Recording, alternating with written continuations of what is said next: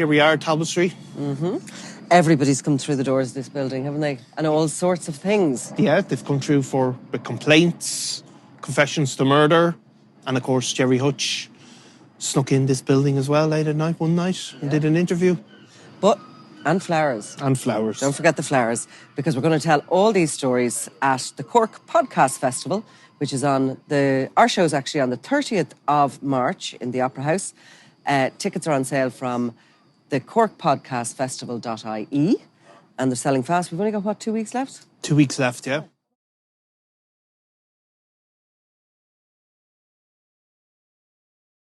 Eimear, this story in Kerry of the missing farmer Mike Gaine is becoming pretty sinister at this point. Initially, locals were out searching. We know that this week there's some slurry tanks on his land have been searched, but it seems to be widening now, this search. So he's a farmer who owns a lot of land, about 1,000 acres over that area in Moll's Gap, mountainous land. Yeah. I have actually family down there and know it, and there's lakes, lots of lakes, lots of roadways to the lakes, etc. I mean, it's like probably looking for a needle in a haystack somewhat. Yeah. But what they're looking for really at the moment is dashcam footage. Yeah, and they're actually starting to do checkpoints as well. So they're stopping people in the area to see if anybody knows anything. They're basically looking for a CCTV. One of the last known sightings they have of him is actually on last Thursday. So he's missing for a week now in a centre in Kenmare town. I think it was around 10:30 in the morning. He went in to get money. And that's been sent around media outlets. So they're obviously looking for more. I think that's one of the last known sightings they have of him. So they're looking for more of that. He obviously proceeded home then and parked at his farm. It's described as a bronze-coloured RAV4, a 2015 car. And he hasn't been seen since then. Very distinctive. Very distinctive. And the locals would say that the car where it was parked was nearer the kind of entrance to that rather than he'd usually drive on down towards the farm buildings. Okay, yeah.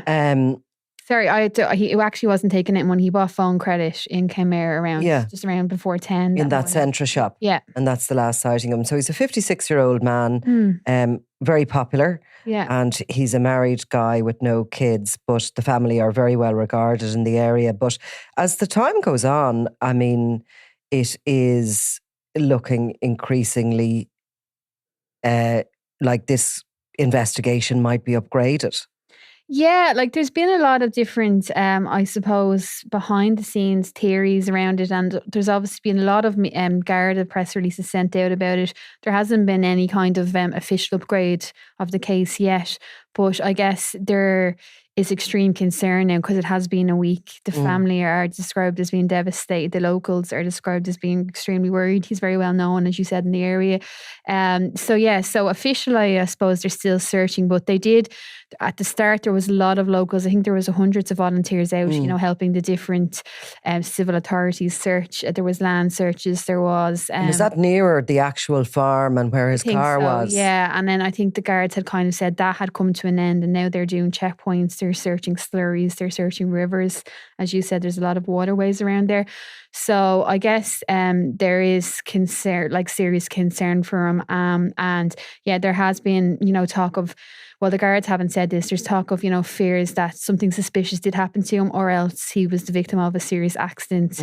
But I suppose if it was the accident theory, which they have spent the week, I suppose, searching near where his car was and where the farm is. Yeah. That would indicate that, he had got to the farm and something had occurred there. But they've done all really that they can do there, and they're stretching out now across into the Moll's Gap area, that much vaster kind of landscape. Yeah, and all the rivers around there as well. And as I suppose a lot of people would be familiar with that area because it's around the Ring of Kerry, which is one of the most popular tourist destinations in Ireland. So, we all, if we've been there, how remote it is. It's a lot of barren land, and obviously he's, has lived there for a long, long time. But I suppose the concern is that because he hasn't been found, that they do have to widen the search. And, his car was left at the scene. So if he had to be transported or whatever. If he isn't there, where is he? And did somebody And some vehicles have been forensically examined already. Like these situations where somebody literally vanishes into thin air are very frustrating for the Gardaí and obviously horrendous for the family. Yeah. You know, because as time goes on, I suppose the big worry is, do the weeks, do the days turn into weeks? Do the weeks turn into months?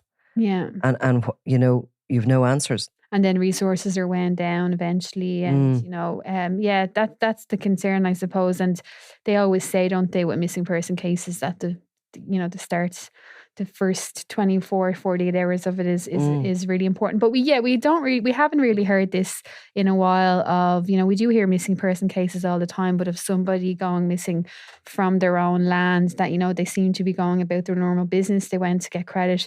They came back, they parked on their land, and there's been no sighting. And obviously his family have heard nothing of him. You know, there doesn't seem to be personal belongings with him or anything like that. So I suppose we don't, you know, he's a man in his 50s.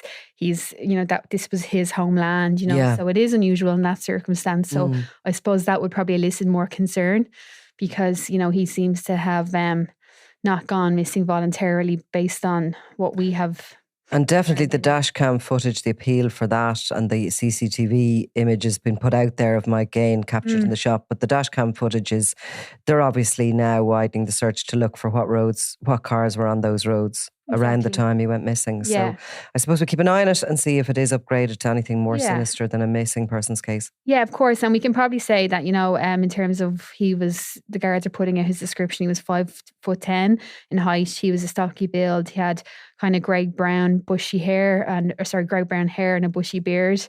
And yeah, he was last seen around 10 a.m. on Thursday, March 20th. So and the car is really distinctive. You don't really see too many of those anymore, do you? No, bronze coloured. No, I can't even picture what that is would be like. But no, you don't. So yeah, hopefully now the family hear news. Yeah, I suppose it's not a time of year that the place is swamped with tourists either. So it'll be local people that are around and local people that are they're appealing to. Yeah. And plenty of people do have that dash cam now on their cars. So yeah. Okay, so we'll keep an eye on that case. Thanks, Eimear. Thanks, Nicola.